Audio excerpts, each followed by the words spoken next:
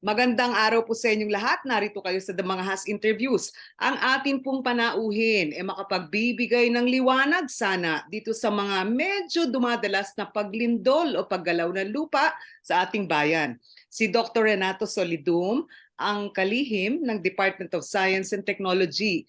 38 years po na career service personnel. Magandang araw, Dr. Solidum.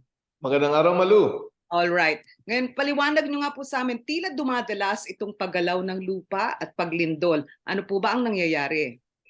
May mga aktibong fault na gumagalaw sa iba't ibang dako ng Pilipinas at ang ilan dito ay nararamdaman.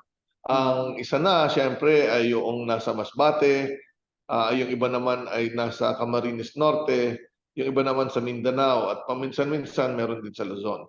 Ito pong mga paglindol na ito ay normal lang sa konteksto ng ating bansa na parte ng Pacific Ring of Fire. Ibig sabihin, maliban sa mga aktibong bulkan, ay maraming mga aktibong fault na kumikilos yan. From time to time, no, paminsan-minsan nga ay nararamdaman ang mga lindol na kadalasan naman ay maliliit. No? At kada araw ay mga, on the average, mga 20 lindol ang ating naitatala, pero mas dadami pa yan habang dumadami ang mga seismograph na naka-install sa iba't ibang dako ng Pilipinas. Ngayong araw may 2 at sa nakalipas na 1 linggo, halos 30. Ano ho yung pangitaing ito? Medyo talaga bang ito yung parang the calm before the big one? Yung ibang faults na kumikilos, meron po silang kakayahan na mas mataas pa ang magnitude na mararamdaman kaysa naramdaman natin lately. Yung iba namang fault hanggang doon na lang ang kaya. Ang kailangan nating isipin, yung mga maliliit na paglindol, reminder yan sa atin na posible pang may malalakas na paglindol na although naiibsan yung enerhiyang naiipon sa mga fault sa ilalim ng lupa kapag kumikilos ito, napakarami pang enerhiya na kumbaga parang konting-konti lang ang nabawas at kapag kumikilos yung fault ay may posibilidad na sumunod ng isang malakas. Kaya importante na ang ating mga bahay, gusali ay matibay at alam natin ang gagawin kapag nangyari na yung malakas na lindol. Okay. Dr. Solidum, medyo paliwanag nyo nga po. Ang fault ay ano po ba? At saka gano'ng kadami yan sa latag natin sa buong Pilipinas? Ano yung mga major fault lines? Ang fault ay isang lamat o fracture sa ilalim ng lupa, no? At itong lamat na ito ay posibleng kumilos at kapag kumilos ito ay magdudulot ng pagyanig. Ang mga fault iba't ibang klase. May fault na pahalang lang o horizontal ang pagkilos. Merong fault ng isang bloke niya ay aangat, minsan naman ay pabagsak. Pero kahit ano ang kilos ng fault, ang pagkilos ng fault ay magre-release ng enerhiya na nasa loob ng bato. Habang mas matagal na hindi kumikilos ang fault, mas maraming enerhiya ang kanyang naiipon at pwedeng ma-release. Kaya sa bawat fault na meron sa Pilipinas, ang ating talagang pinaghahandaan ay yung mga tinatawag na aktibong fault o active fault. Ano ba itong active fault? Ito yung mga lamat na sa pag-aaral po ng mga geologists ay gumalaw na in the last 10 to 11,000 years. Bakit po natin ginagawa ito? Kasi kung ito ay gumalaw in the last 10 to 11,000 years, mas malamang na itong fault na to ay gagalaw uli sa mga susunod na mga taon at magdudulot ng malalakas na lindol na kailangan nating paghandaan. Dito sa ating bansa, napakaraming mga aktibong fault, no? Ang wala lang na talagang significant na fault, walang fault sa isla na to, no? Sa kasalukuyan, kasi pwede namang mangyari na magkaroon, ay isla ng Palawan. Kaya maliban sa isla ng Palawan, mainland ito, ano, ng Palawan, lahat na po ng lugar, mga rehiyon ng Pilipinas ay nakaranas na ng mga paglindol at ang ilan dito ay malalakas at naging mapaminsala.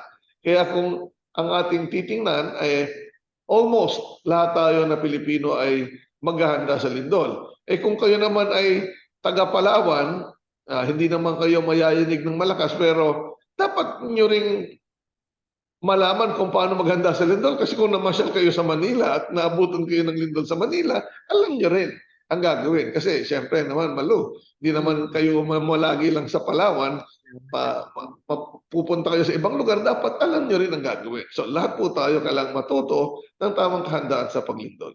So sinabi ninyo itong yung mga maliliit na pagyanig, in a way parang nagre-release ng pressure ano po dito sa mga fault lines o sa mga lamat. So, hindi ho ba dapat mangamba ang mga tao na parang ito ho nagbabadya na baka may malakas na darating na lindol? Parang sa akin ay mag-reminder na kailangang maghanda. Kumbaga, kadalasan naman yung mga maliliit na lindol hanggang gano'n na lang at hindi nasusundan kaagad ng malalakas. Pero sa aming pag-aaral, kapag nagsimula ng kumilos ang fault at nagdudulot ng mga maliliit na paglindol, yung posibilidad na sumunod pa ang malakas ay nandyan parati, no? Okay. Kaya ang ating attitude dito kapag may maliit na lindol tayong naramdaman, mag-review tayo ng kahandaan sa bahay. Meron ba tayo mga emergency bag? Yung may tubig ba dyan, pagkain, mga emergency kit, mga band-aid o mga first aid kit. At alamin natin saan tayo pupwesto kapag lumindol sa loob ng bahay at hindi pa tayo makalabas agad at pagkatapos ng pagyanig, saang open area naman tayo pupunta.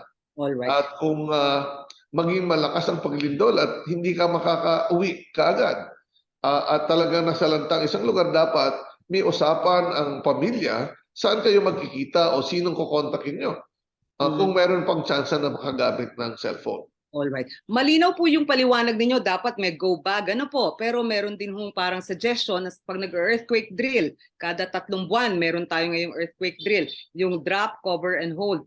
Pero ang katanungan, meron mo bang plano ang ating mga lokal na pamahalaan? Halimbawa, saan pupunta ang mga tao kung talagang yung kanilang barangay at bahay ay nasalanta? Ano yung dapat gawin? Meron ba tayong review ng mga sabi ninyo compromised structures or buildings? May tala ba tayo niyan? Ano-ano yung mga compromised structures na yan? Parang tila kulang yung kabuuan plano. Yan po ang kailangan talagang gawin sa lokal na level. Sa national level, no, ang gobyerno nagsimula pa ng mga nakaraang ilang presidente ay patuloy na ina-improve ang national preparedness. Meron po tayong two-pronged na action plan. Una, mapabawas ang risgo. Ibig sabihin, hindi pa mangyari yung lindol, dapat pinapatibay natin ang mga critical facilities ng pamahalaan, lalo na yung mga ospital, eskwelahan, key government buildings. Siguraduhin na infrastruktura ay maayos, na meron tayo mga kalsada, tulay, ports and airports na magagamit. Kailangan magkaroon ng kahandaan yung mga na-identify na mga rehiyon and armed forces units na naka-assign po sila kung saan sila pupunta sa bawat lugar. Kung sakaling ang kahandaan ng Greater Metro Manila pag-usapan, kailangan siguraduhin na capacitated, no? Handa pong tumulong ang ibang local government na napili. Siyempre, kailangan palakasin ang kahandaan ng mga lokal na pamahalaan sa pamamagitan ng pagtitrain din ng kanilang search and rescue groups. At siyempre, hindi mo alam kung saan dadali yung lindol. Kanya-kanyang syudad, rehiyon, probinsya, mayroong earthquake scenario. Kaya plano din ng national government na meron tayong mga National Disaster Risk Reduction and Management Centers na operation centers sa iba't ibang lugar sa Pilipinas. Yung pangalawang action plan natin ay kung mangyari yung lindol, dapat maganda ang search and rescue group, maayos po yung ating mga transport systems o gawing maayos immediately. Dapat po ang supply ng tubig ay ma-reconnect, kuryente. Ganun din po ang supply ng pagkain ay masigurado. Importante na meron pong magandang mga ospital na talagang hindi masisira o magko-coordinate ang medical and search and rescue responses hindi lang sa Metro Manila, karating na probinsya and outside. Kasi sa ating pong mga pag-aaral, kung Metro Manila ang pag-usapan ay ma-overwhelm ang medical system. Ngayon, gagawin din yan dapat sa iba-ibang rehiyon. Kaya nga ang aking advokasya ay scenario-based preparedness para maangkop ang kahandaan at response doon talaga sa posibleng laki ng epekto ng isang malakas na lindol. Ano ang role ng local government? Nabanggit niyo yan. Kasi kailangan nating malaman ilan ang masisirang mga gusali, ilan ang mamamatay at masusugatan, at base sa mga assessment na yan, titingnan natin ngayon kung ang ating kahandaan o ang ating response plan ay sapat ba doon sa mangyayari. Is the scale of impact this much, and is our response plan resources available enough para itong potential na malalakas na lindol, mga disasters ay marespondehan ng tama. So, Nabanggit niyo yung scenarios. Ano po yung worst case? Kasi may mga parang pag-aaral na baka aabot sa 50,000 ang posibleng masalanta, buhay, at maraming mga struktura na posibleng masira. Ano po? Ano ho yung best and worst case scenario na nakikita ninyo para lang medyo handa yung mga tao? kaya nga po, no, sa nakalipas na lindol sa Turkey, no, at para makita ng ating makabayan yung posibleng mangyari. Nangyari yung lindol na may magnitude 7.8. Correct. Kapag ang magnitude ay 7 or greater, major earthquake yan. Pangalawa, nangyari na yung lindol gabi o madaling araw nangyari. So iba ang senaryo kapag gabi or early morning, nighttime scenario, or daytime scenario. At pangatlo, ang epekto ng lindol ay nakasalalay din sa tibay ng mga bahay at gusali. So yung po mga ganyang information, kung titingnan natin at i-apply natin sa Greater Metro Manila area, no? Ibig sabihin, Metro Manila, Regions 4A, and Central Luzon. Sa atin pong pag-aaral with the Japanese, no, and MMDA, kasama ang PHIVOX, DOST, noong 2004, nag-release tayo ng report na kung Metro Manila lang ang pag-usapan, 33,500 deaths. Okay. 2004 yan. In 2013, nag-release tayo ulit. Panibagong pag-aaral, ibang methodology, now PHIVOX and Geoscience Australia, Metro Manila alone, mga 30,000. So magkapareho ang ating study with the Japanese study before. And then, ang lindol ay makaka-apekto hindi lang Metro Manila, yung nabanggit nating Regions 3 and 4A, kung ang ating binabantayang senaryo ay pagkilos ng West Valley Fault at magnitude 7.2 ang magnitude at gabi nangyari. So yun po. But kung isasama natin yung dalawa pang rehiyon sa paligid ng Metro Manila, close to 50,000 ang mamamatay and mga 25,000 ang seriously injured, no? So yun, at marami pang slightly injured. So kapag ganun po ang scenario at nighttime, ma-overwhelm po ang ating hospital system. Kailangan merong community preparedness sa mga first aid para yung dadalhin lang sa ospital yung talagang delikado at kailangan dalhin. Kailangan din na masigurado na alam din natin aling mga tulay ang pwedeng masira. Yung mga tumatawid sa Pasig River ba, matibay, Marikina River, kasi ma-isolate tayo kapag nasira ang mga tulay. Yung Candaba Viaduct ba na papunta sa Central Luzon ay ano mangyayari? O yung SLEX ba, magkakaroon ba yan ng damage? Tumatawid kasi ang West Valley Fault dyan.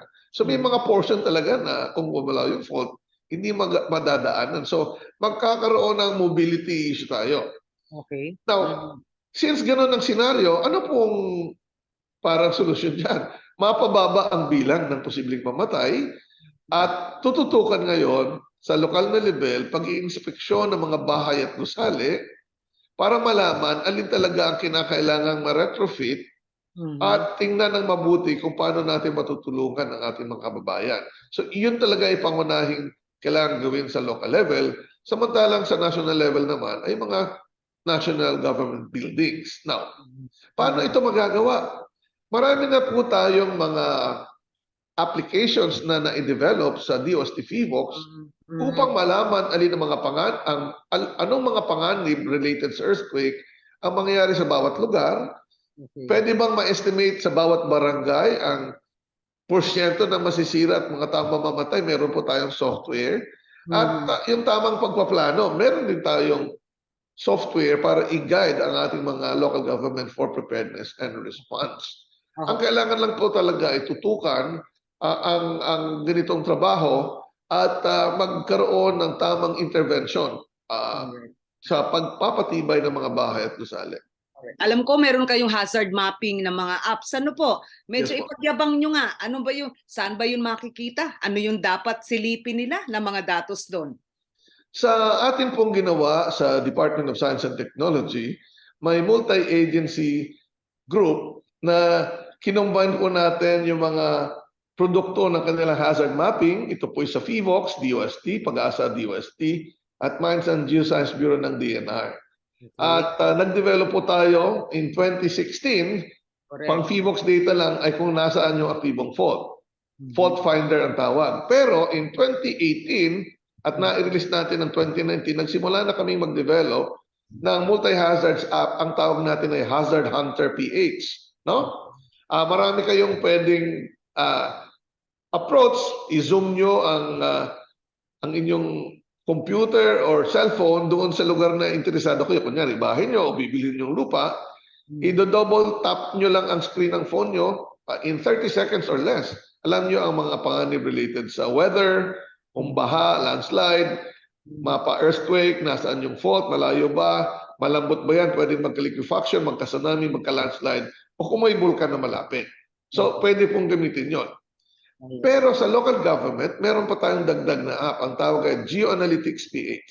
Na pwede mo tingnan ang isang barangay or yung buong bayan, malalaman mo kaagad ilang porsyento ng mga ng tao by sex, by age ang maapektuhan, aling mga bahay o critical facility ang pwedeng masira, no? Para ikaw, kung bilang mayor o barangay captain, may bird's eye view ka na ng mangyayari. Na kapag naman, potentially may mangyayari, meron tayong Plan Smart Ready to Rebuild, automatic or automated planning guide para mag-guide na po ang inyong mga barangay, mga bayan o probinsya na kung mangyari man ang isang malakas na lindol o anumang disaster, meron na kayong recovery plan na gagawin. Ano po bang ibig ko sabihin? Kung na-anticipate nyo na ang isang posibleng disaster tulad ng malakas na lindol, mas maigi na meron na kayong plano na pwede nyo lang i-modify kapag nangyari na based sa actual data, pero paghahandaan nyo na yung mga resources na kailangan nyo sa recovery and rehabilitation. So meron po tayong mga apps na ganyan. Nakikita ko po yun at tumitingin-tingin din ako. Pero ang ating katanungan, Dr. Solidum, maraming mga Pinoy ang online at internet connected. Pero marami ring hindi pa dahil hindi pa abot yung cost o walang connectivity sa lugar pa nila. Paano po mailalapit sa mga tao? Kasi parang mahilig ang ating mga kabataan lalo na. May plano ba kayo na halimbawa sa level ng mga eskwelahan, pag-usapan ng mga apps na yan o at least medyo i-tinker nila para medyo maintindihan nila ano yung pwedeng impormasyon na makukuha. Tama ka, Malu. At para ma-influensyahan natin ang ating mga kababayan na hindi masyadong literate dyan sa mga information and communications technology, ay nagtitrain tayo ng mga science teachers and disaster managers ng DepEd. Ang ating approach ay by division schools, no? Para yung mga teacher na ang magtuturo at mag-integrate ng makabagong mga apps na na-develop natin at yung engaging na pamamaraan na pagturo ng mga sciences related sa earthquakes, volcanoes, typhoons, maybe, and then most importantly, paano maghanda. No? At ang kagandahan nito, meron pa tayong isang app, no? Pagdating sa kahandaan sa lindol, maliban sa panganib, malakas ba? Anong intensity ang tatama sa lugar ko? Ang gusto niyo malaman kapag may 1 to 2 story hollow block house, no? Applicable lang itong app na babanggitin ko. Kung meron kayo ganon, pwede niyo malaman kung malamang masisira o hindi masisira ang bahay niyo sa pamamagitan ng How Safe is My House app. How How Safe is My House. At itong mga kabataan, actually bago mag-COVID or during COVID, nag-i-engage sila na ginagamit nila yung app para ma-engganyo din o makumbinsi nila yung mga kanilang mga klase na gamitin ito at makita.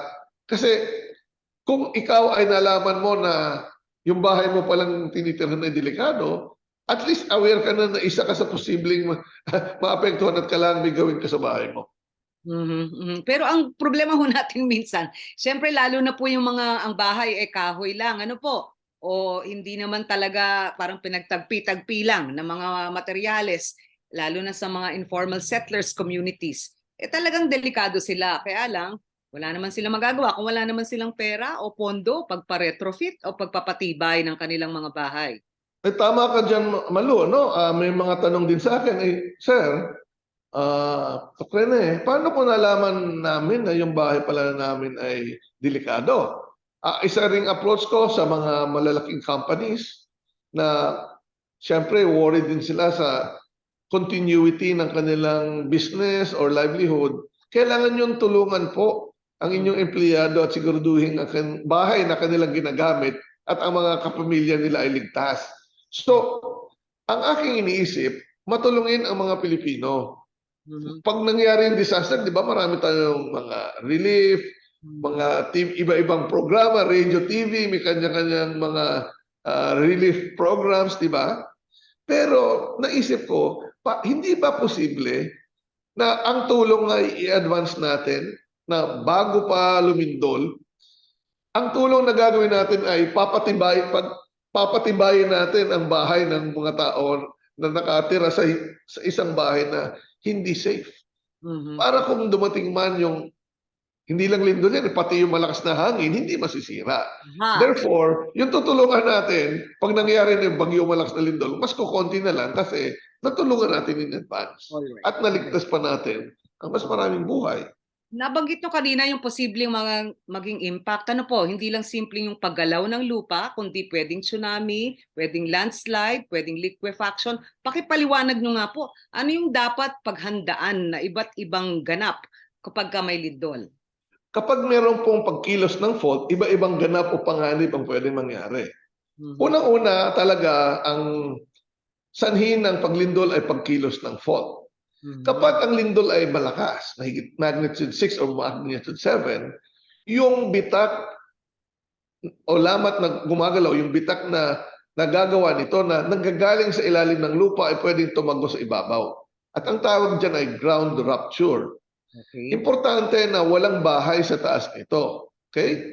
Pero kailangan ding malaman ng local government at national agencies saan ang fault dadaan at aling mga highways o major roads na kapag gumalaw ito, siguradong hindi madadaanan ng mga tao. So identified po yun. Pangalawa, kapag gumalaw ng malakas, matindi ang ground shaking, pwedeng bumagsak ang mga bahay o masira at mga poste at ibang infrastruktura. Pero meron pang isang napaka-seryosong panganib, ang tawag ay liquefaction, na kung saan ang isang malambot na lupa, mabuhangin, na matubig, ay pwedeng ang kilos niya ay parang kumunoy kapag lumindol. Kaya ang tawag dyan ay liquefaction. From a sandy solid layer ay parang nagiging liquid, kaya liquefaction. At kailangan nating maisip na ang mga kalsada kapag liquefaction area ay pwedeng bako-bako o bumitak. Ibig sabihin, pagkatapos ng lindol, hindi yan kaagad madadaanan. Kaya yung mga major roads na gagamitin natin patungo sa mga ospital, critical facility, ay i-pave, i-bulldoze kaagad yan ng public works para makadaan ng mga four-wheel vehicle. Ang liquefaction prone area, kailangan maganda ang disenyo ng mga building at yung poste niya, pangapaa, nakapilote o talagang doon nakapatong sa matibay na level. Kasi although liquefaction ay hindi magkakos ng loss of lives talaga kasi tumatagilid o lumulubog yung building, hindi na magagamit ng may-ari yung gusali.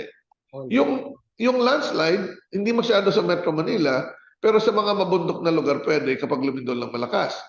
At kasama pa dyan, ang posibleng sunog dahil sa mga short circuit o mga natumbang mga gasera o kandila, depende kung araw o gabi, baka magkasunog at ang mga karamihan po sa informal settlement na ang mga gamit ay madaling masunog, karton o mga kahoy, yan po ay delikadong lugar. Kapag naman ang lindol ay nangyari sa dagat, dagdag pa dyan ang panganib na idudulot ng tsunami. Ito pong tsunami ay alon na sanhi ng pagdistorbo ng tubig dagat kapag lumindol, at ang kadalasan po niyan ay napapaangat ang ilalim ng dagat, kaya pag nadisturbo yung tubig, liligok po yan at magkakaroon ng tsunami, kundi kaya ay may landslide na natapon doon sa tubig at magkakaroon ng tsunami. At dito sa Kamaynilaan ay meron po tayong tsunami scenario na kailangang paghandaan. Kaya ang ating pong ginagawa sa drills po, no? Sa kada taon, ang fourth quarter drill sa buong Pilipinas ay meron pang tsunami scenario para doon sa mga baybaying lugar. Kaya ito po ay napaka-importante na alalahanin at reflected din sa Hazard Hunter ang mga lugar na pwedeng tamaan ng tsunami. Kaya importante po, pagdating sa kahandaan, alamin natin ang mga panganib na pwedeng tumama sa bawat lugar. Sa ating tahanan, sa eskwelahan, sa ating pinagtatrabahuan, pati rin sa ating papasyalan kung turista tayo, o pati mga simbahan natin. Pangalawa ay construction, tamang disenyo, tamang materyales, tamang paggawa, at siyempre, pangatlo ay tamang kilos kapag dumating na yung panganib, bago pa man, habang nangyari yung panganib at pagkatapos. So yun po ay basic na kailangang alam ng bawat Pilipino. Alright. Ngayon, pakipaliwanag nga ho, may sinasabi silang malalim o mababaw na lindol at meron volcanic earthquakes. Ano po? In summary, ano ba yung diferensya nun? Pag malalim ho ba, malawak o matindi ang damage? Pag mababaw, parang medyo widespread yung damage. Ano ho yun? At yung Ang mga lindol po, marami pong dahilan yan. At ang dalawang main causes ng earthquake ay pagkilos ng magma o gas sa loob ng bulkan, o kung sumabog ang bulkan, ang tawag doon ay volcanic earthquake. Pero kapag volcanic earthquake pag-usapan, limited lang ang epekto doon mismo sa bulkan. May mga landslide na nagdudulot ng pagyanig pero hindi yun masyadong malakas. Ang kaibahan naman doon sa mapaminsalang lindol, ang tinatawag namin ay tectonic earthquake, sanhi po ng pagkilos ng fault. So yung tectonic earthquake, pagkilos ng fault, ay pwedeng mapanira o hindi mapanira, depende una sa magnitude o enerhiya ng lindol at kung gaano kalalim yung pinanggalingan ng lindol. Kaya nandyan, kunyari, major earthquake, magnitude 7. Kung mababaw yan, mapanira yan. Kung malalim ang pinanggalingan yan, hindi masyadong mapanira. Bakit po? Ang energy ng lindol, kapag nirelease yan po at kumilos yung fault, ito po ay gagapang o tatakbo, magta-travel papunta sa ibabaw kung nasaan tayo nakatira. At ang kapal ng bato ang magdedetermina kung gaano kalaking enerhiya ang na-absorb ng bato at nabawas doon sa original energy bago umabot sa ibabaw. So kung malalim ang pinanggalingan ng lindol, makapal ang bato na dadaanan niya, mas maraming nabawas, konti na lang ang mararamdaman ng tao kumpara kung malalim ang lindol. Analogy, boksingero. Manipis ang katawan ng boksingero o malapad ang katawan. Pag sinuntok mo yung manipis ang katawan ng boksingero, ramdam na ramdam ang tama ng suntok kaysa sa malapad. Okay. Ngayon, yun hong kwento ng susukat ng magnitude. Ba't ho merong 1 to 7 to 8? Ano ho ba yung ibig sabihin ng mga yon, yung power o yung lakas ng lindol? Para lang ho ma-illustrate natin in layman's terms. Ang mga lindol, may naipon na energy sa ilalim ng bato na kapag gumalaw ang fault, depende sa lawak at haba ng fault. Sa haba ng fault at lawak ng nabita na bato sa ilalim, may equivalent energy yon. At bawat lindol may isang magnitude description. Isa lang numero yon. Yung epekto naman sa ibabaw, yung lakas ng pagyanig na mararamdaman ng tao, partly na-explain na natin konti, depende yan sa lalim ng pinanggalingan ng lindol, distansya o mula sa epicentro at yung kalidad o quality ng foundation o bato. Mabuhangin ba yan o batong matigas, mas malambot, mas mapapalaki ang pag-uga ng lupa. So yun po yung intensity. Kailangan po natin ng magnitude kasi magkaroon tayo ng idea gaano karaming enerhiya ang pwedeng ipakawala nito. At napaka-importante yan sa overall assessment kung kailangan mag-responde o mag-search and rescue. So for example, magnitude 4 na lindol nangyari sa isang lugar, hindi na tayo nababahala dyan. Pero kung magnitude 7 ang nangyari at mababaw, posibleng may nasira o namatay. So pag alam natin gano'n ang magnitude, titingin na tayo sa mga intensities na reported o nasusukat ng ating instrumento sa iba't ibang lugar at magfo-focus ngayon ng search and rescue doon sa mga intensity 6 and greater. Okay. So, ang recent meron tayong magnitude 7 sa Cordillera at tila ang Davao de Oro ay napupuruhan. Pakipaliwanag nga po. Yung nangyari last year, no? Sa Abra area, sa Cordillera, ay kumilos po yung Abra River Fault at nagkaroon ng magnitude 7. Major earthquake. Ang kaigihan nito, konti lang po ang namatay. May mga nasirang mga bahay at may mga landslide. Pero kung ikukumpara mo yan sa ibang mga lugar sa Pilipinas o sa ibang bansa, ang magnitude 7 ay marami nang naidudulot na kamatayan. Ibig sabihin, maayos po ang mga bahay doon sa lugar na yon. At kung ikukumpara natin ito noong Oktubre 2019, mga magnitude 6 to 6.5 nangyari sa Cotabato area, marami pong nasira din ng mga bahay. Iba ang quality ng construction doon. Now, yung nangyayari po sa Davao de Oro, ito pong probinsyang to, marami pong mga faults o branches ng Philippine Fault Zone na tumatahak dyan. At kasalukuyan ito ay gumagalaw. Ito po ay naging sunod-sunod, no? At mga magnitude 6 or lower ang nangyayari, kaya hindi masyadong malaki ang damage. Pero ang banggit nga natin, itong fault na ito ay may kakayahan na pwedeng magdulot ng mas malalakas pang lindol na kailangang paghandaan. In fact, itong segment ng Mati segment ng Philippine Fault Zone na tumatahak din sa Davao de Oro in early 1900s ay nagkaroon ng magnitude 8.3 na lindol. Wow. Kaya may kakayahan siya na magdulot ng mga malalaking lindol. Okay. Ano po yung pinaka-on record pinaka-mapinsala in history? Sabi ninyo mga daan-libong taon. Ano po yung namo-monitor? Ano po yung parang pinaka-highest o biggest na lindol na at pinaka-mapinsala? Para lang Okay. Yung pinakamataas na magnitude 8.3, yung nabinanggit ko, naggaling sa Mati segment ng Philippine Fault Zone, pero offshore po ito. Okay. And by that time, malakas po lindol, konti lang ang tao doon. Okay? Yung mas maraming namatay ay August 1976.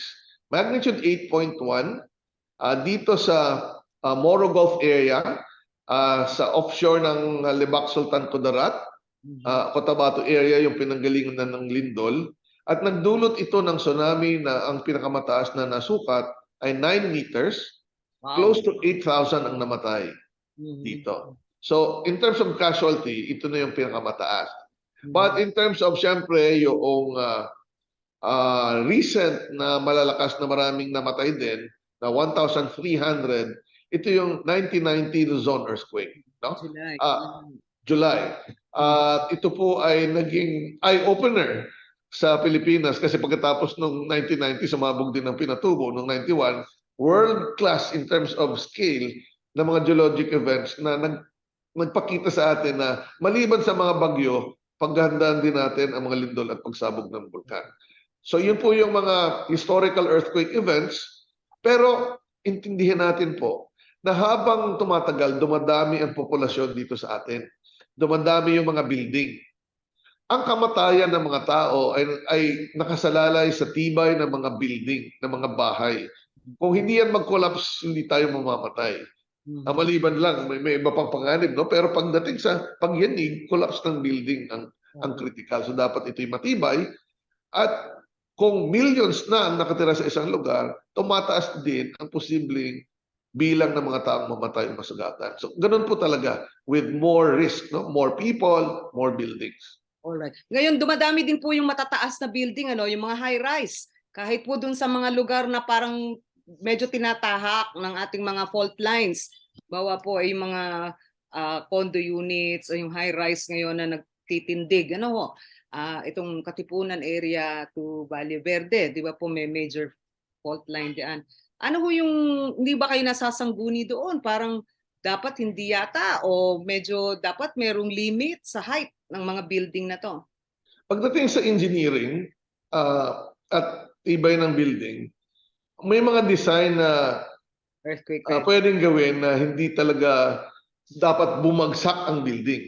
Ang disenyo po ng mga building, hindi naman po yan dinidesign na hindi magkakakrack. Ang importante, hindi siya babagsak, hindi siya mag-collapse. At ang ating guidance dito at guidance naman sa buong mundo, huwag ka lang magtayo ng isang building mula sa isang aktibong fault. No? Wag sa ibabaw nito.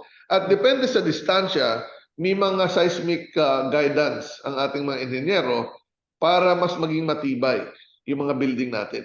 In fact, Malu, kung titingnan mo yung ating analysis ng earthquake scenario sa Metro Manila,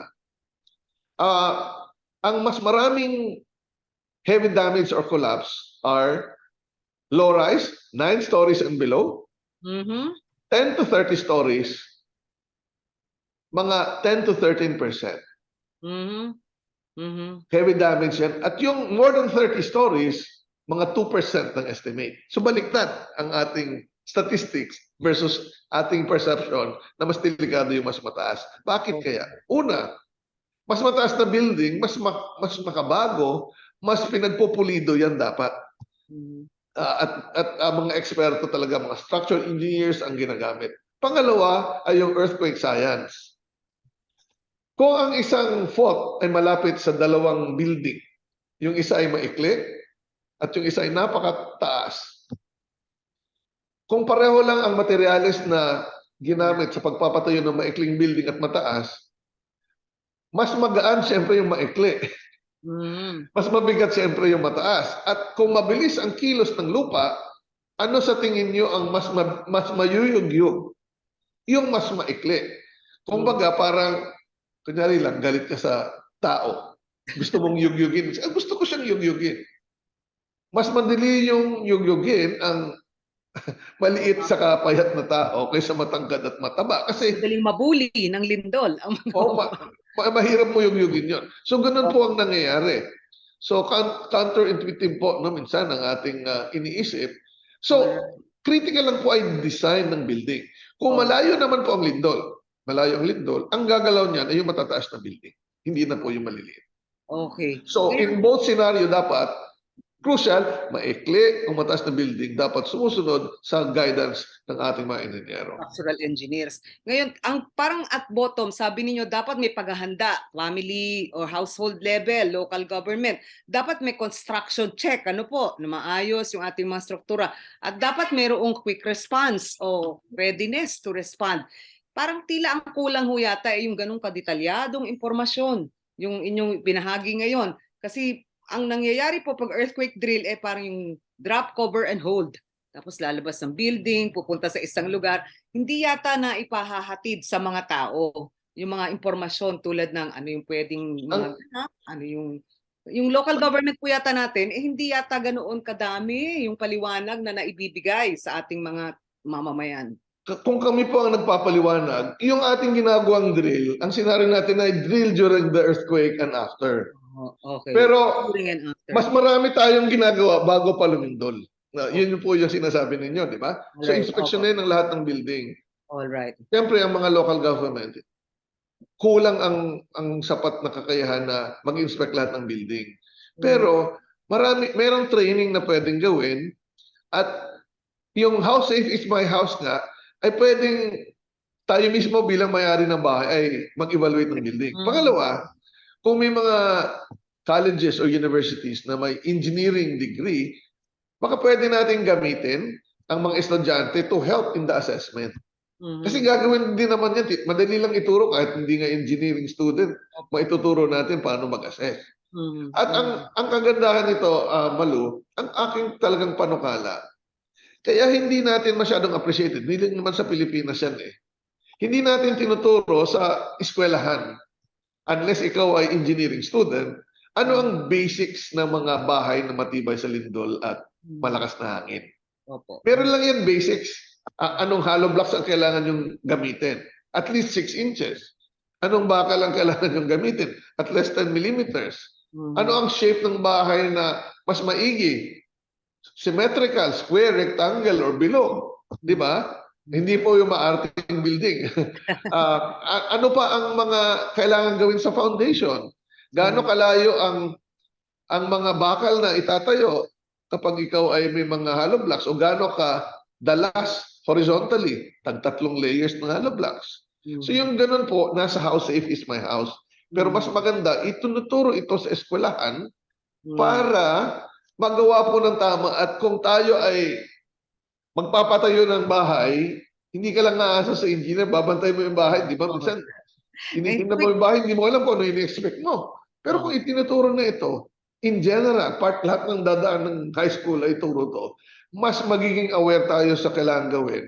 Masolve po natin yung ating binabanggit na mukhang hindi masyadong na-explain ito. Alright. Meron mo ba kayang parang posible na parang rating o scorecard ng mga yung vulnerable, most vulnerable, less vulnerable na mga communities para medyo mapukaw ang damdamin ng ating mga local government unit na delikado yung lugar ninyo, medyo bilis-bilisan ang paghanda?